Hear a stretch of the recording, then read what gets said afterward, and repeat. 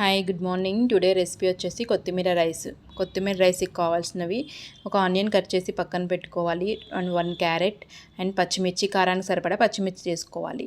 2 కట్టల కొత్తిమీరని తీసుకొని శుభ్రంగా కడిగేసి కొంచెం కట్ చేసి మిక్సీ జార్లోకి తీసుకోవాలి. దీంట్లోకి 1 ఇంచ్ అల్లం ముక్క, ఒక 2-3 వెల్లుల్లి రెబ్బలను తీసుకొని గ్రైండ్ చేసి పక్కన పెట్టుకోవాలి. స్టవ్ మీద కడాయి పెట్టుకొని ఆయిల్ వేసి పోపు దినుసులు వేయాలి.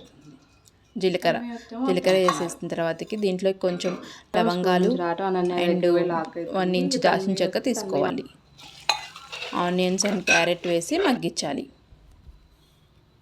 మీరు ఫస్ట్ టైం నా ఛానల్ చూసినట్టయితే please subscribe my channel and like, share, subscribe my channel. Thank you.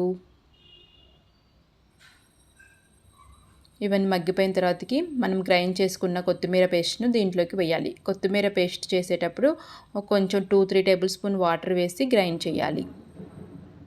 దీంట్లోకి 1/2 ఇంచ్ పసుపు వేయాలి. 1/2 టేబుల్ స్పూన్ పసుపు వేసి తిప్పేయాలి. దీంట్లోకి ఇప్పుడు కొంచెం సాల్ట్ కూడా వేసి తిప్పేయాలి. మనం 1.5 కప్పు రైస్ని ఉడికించుకొని ఇలా ఆరబెట్టుకోవాలి. ఆయిల్ అనేది బయటికి వస్తుంటే మనం ఇప్పుడు ఉడికించిన రైస్ని దీంట్లోకి వేయాలి.